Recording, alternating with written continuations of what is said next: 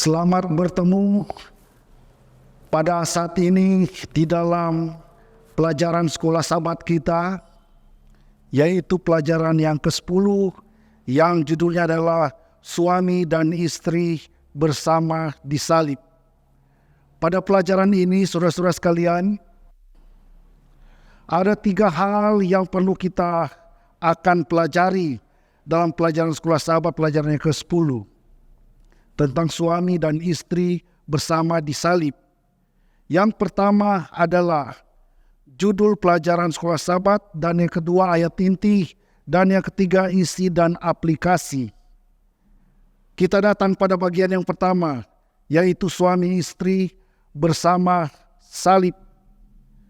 Pernikahan adalah sesuatu lembaga yang suci yang telah diciptakan oleh Allah di Taman Eden. Saudara-saudara sekalian, dalam Kejadian 1 ayat 28 dikatakan Allah memberkati mereka lalu berfirman kepada mereka, beranak cuculah dan bertambah banyak, penuhilah bumi. Dan apa arti bersama disalib?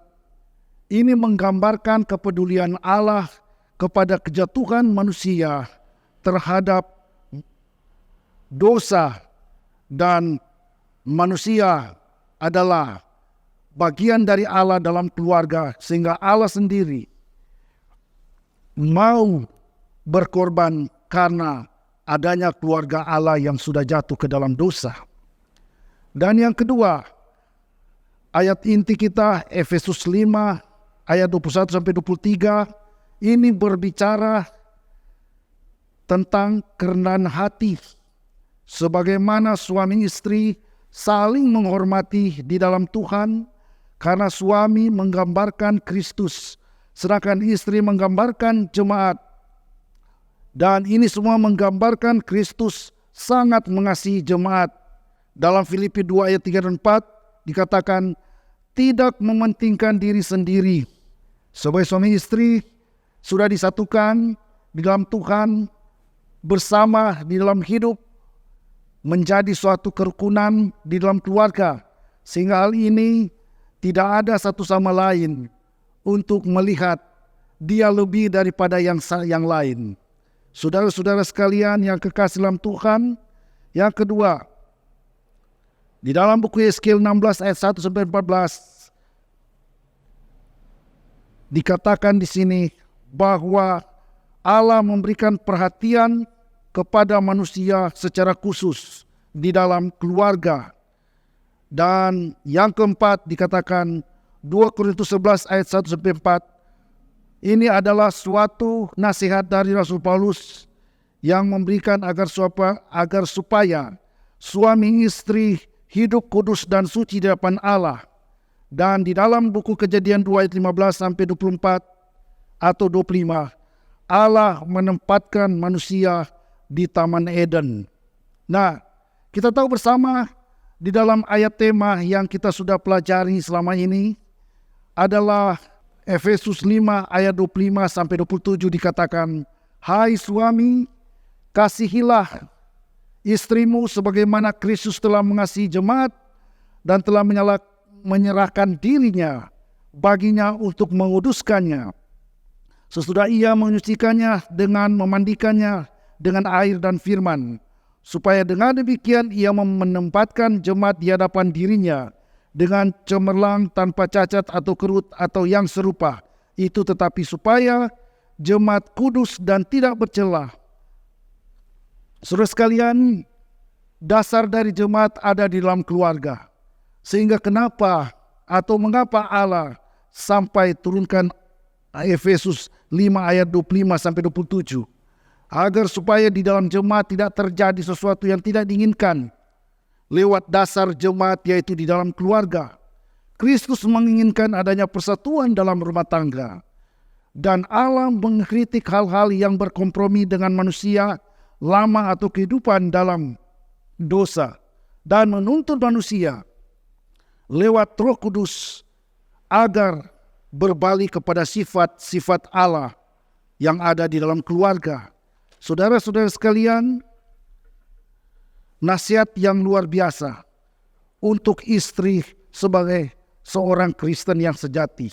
Ia menganjurkan agar anggota gereja saling merendahkan diri satu sama lain sebagai tanda kita menghormati kepada Kristus. Istri tunduk pada suami. Kita boleh perhatikan di dalam 1 Petrus 3 ayatnya yang ke-1 sampai ke-5. Istri memiliki peranan untuk mengingatkan suami dalam firman Tuhan. Kemudian dalam buku Kolose 1 ayat 18 dikatakan, Kristus adalah gereja dan mengharapkan umatnya tetap setia. Kemudian dikatakan di sini bahwa gereja sebagai mempelai wanita Kristus. Bagian 1 Efesus 5 ayat 25 sampai 27 dan 29. Pernikahan dihubungkan dengan gereja. Di zaman kuno, gereja sebagai mempelai wanita, Kristus mempelai laki-laki. Lalu dalam hal ini ada 5 hal. Yang pertama adalah memberikan dirinya sebagai mahar. Kata mahar ini dari bahasa Yunani dikatakan suatu nilai yang memiliki yang tertinggi di dalam keluarga. Untuk itu sebagai laki-laki, berikan nilai yang tertinggi dalam keluarga, terlebih kepada istrimu. Sehingga ini akan membuat suatu persatuan yang indah dalam rumah tangga. Kemudian memandikan mempelai wanita, artinya selalu memberikan hal-hal yang suci kepadanya. Tidak mempermainkan dia sebagai istri.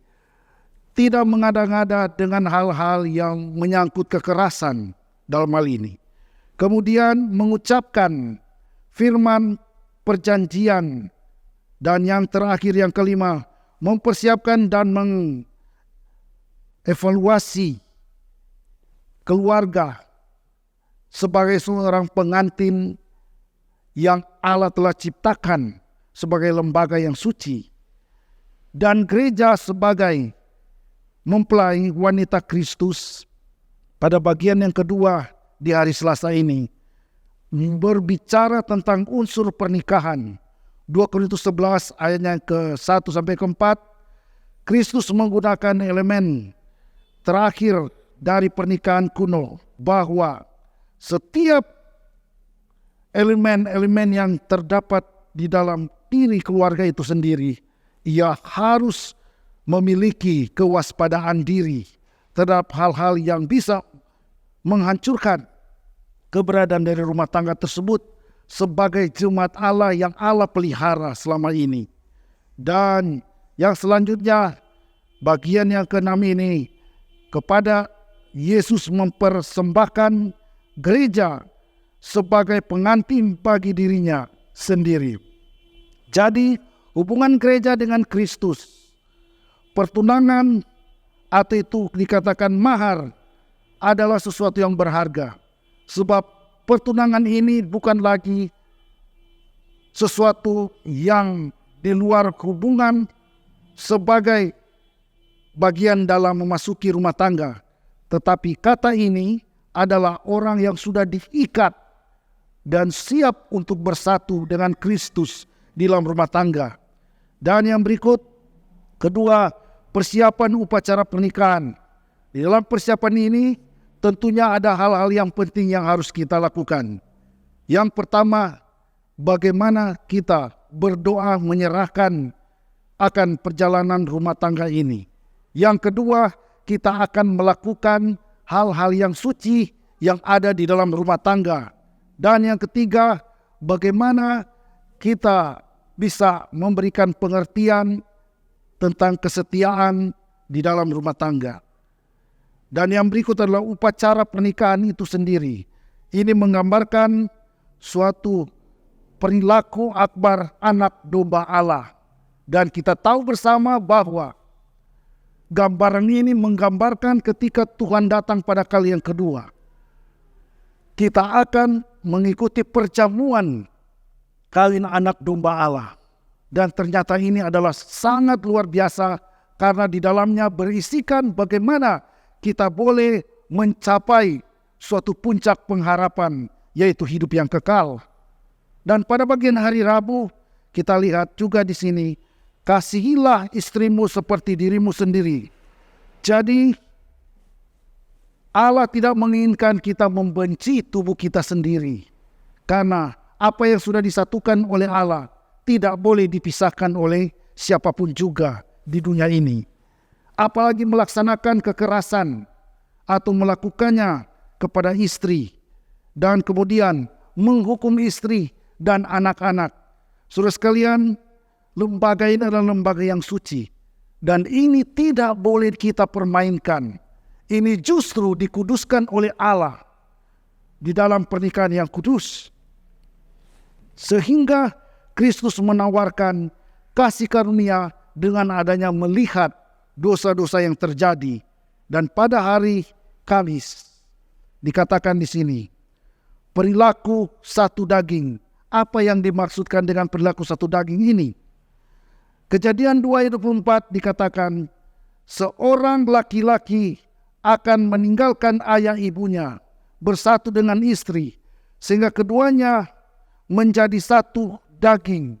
Saudara sekalian, di dalam hal ini Rasul Paulus mengadakan satu pernyataan bahwa pernikahan sebelum kejatuhan manusia ke dalam dosa, itulah yang diinginkan oleh Allah.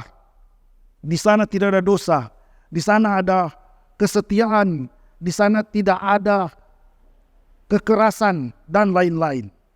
Dan sebagai kesimpulan yang kita bisa ambil saat ini adalah Nyonya White mengatakan bahwa pernikahan itu sangat kudus dan sangat disucikan oleh Allah dan bahagia. Mari kita tunduk kepala, kita berdoa.